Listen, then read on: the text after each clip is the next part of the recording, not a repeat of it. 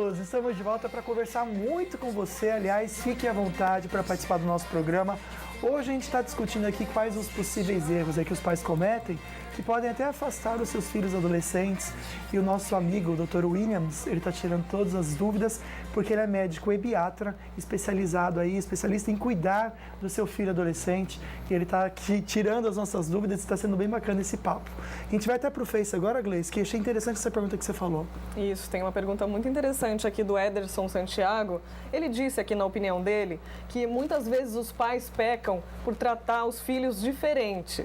E aí ele queria saber se isso pode realmente influenciar aí, deixar a pessoa mais depressiva, porque uma pessoa é diferente da outra, né, doutor? Claro. Eu acho que assim, quando os pais tratam de forma diferente, a gente tem que ver como eles estão falando ou pensando diferente. Porque às vezes os pais tratam de forma diferente porque gostariam que os dois fossem iguais.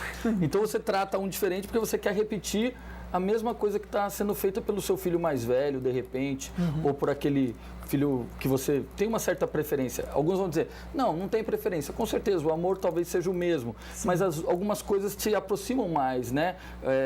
Do menino ou da menina ou da idade. Então, acho que a grande questão nisso é os pais entenderem o seguinte, as gerações estão mudando muito rápido, os interesses. Então, às vezes, você não pode ficar comparando o seu filho com o outro, porque eles são diferentes. Eles já têm personalidades diferentes, começam por aí. Aí eles têm hábitos que eles vão adquirindo no seu meio social, não só familiar, mas na escola, que são ambientes diferentes cada um.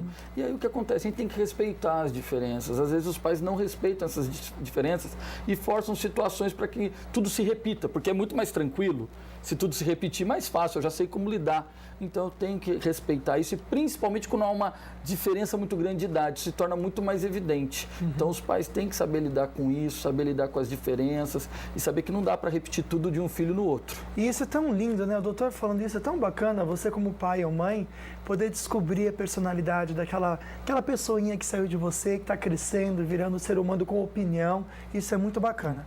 Tem gente na linha, vamos atender? Alô?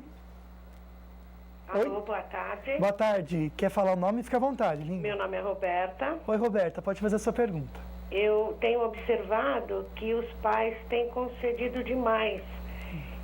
Não sei se por trabalharem fora, então não proíbem de nada, não exigem mais nada. E eu acho que por esse caminho é que as coisas estão piorando. É legal o que a Roberta falou, porque vai um pouco até daquela pergunta que eu deixei em aberto, né? O pai, ele deve ser amigo do filho, e nesse caso, se ele for amigo, acabar abrindo tantas portas para ele. E é interessante ela comentar também o que ela falou sobre a ausência. Às vezes a gente trabalha tanto, né, que não dá tempo às vezes de cuidar, a gente só tem tempo de pagar as coisas, mas não cuidar de que a gente está pagando as coisas. Isso é muito comum hoje, você usou até o termo pagar, que eu acho importante. Hoje, eu costumo falar assim, os pais têm cada vez mais terceirizado seus filhos. Olha só. Então você fala assim, não, eu estou pagando a melhor escola, tudo bem, mas seu filho talvez não esteja precisando da melhor escola. Sim. Talvez a melhor escola não é que ele se sinta mais confortável, mais à vontade.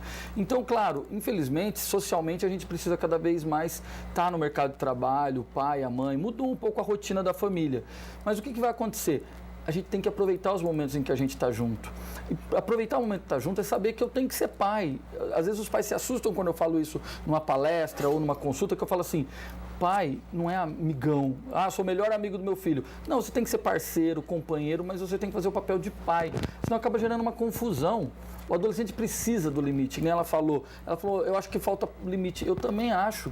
Tem muitos pais que às vezes chegam para mim e falam, doutor, meu filho está usando o computador até 3 horas da manhã, o que eu faço? Bota limite. Mas é tão difícil, porque os pais têm essa dificuldade de dizer o não. E isso não vem só do adolescente, isso vem com a criança. Nós estamos criando uma geração de crianças que não são habituadas a viver a frustração de ouvir o não, saber que não pode. E aí o que acontece? Quando chega na adolescência que ele começa a ter, como a gente falou, opinião, defender a opinião dele como certa, aí o enfrentamento aumenta. Então assim, ser pai é ser companheiro, parceiro, ajudar seu filho no que for necessário. Mas eu não preciso ser só o amigão e achar que eu vou pra balada com ele que aí resolveu o problema. Entendi, você viu, gente? Uma maneira de amar o seu filho, então, é também dizendo não, com certeza, né? Bom, toda quarta-feira você confere aqui no Falando Nisso o quadro Chega de Ronco. E hoje a gente vai aprender como funciona a adaptação desse tratamento de ronco. Chega de Ronco, by Cian.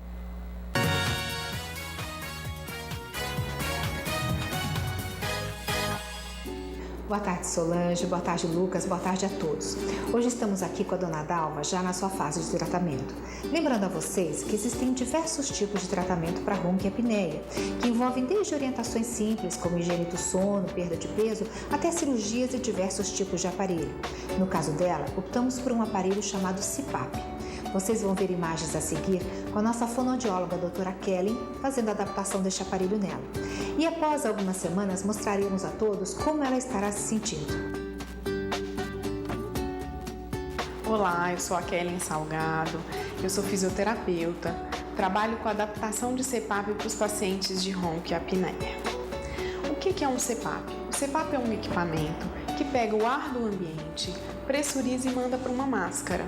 Para tudo isso, é importante conhecer o paciente e acompanhá-lo por um tempo ou por todo o seu tratamento.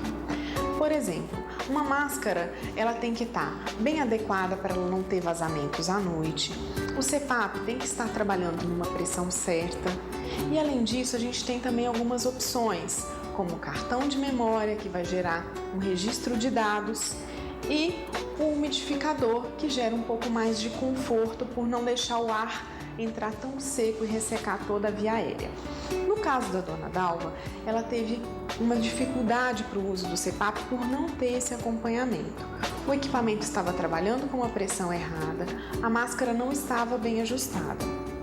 Foi corrigido tanto o ajuste da máscara quanto o ajuste da pressão.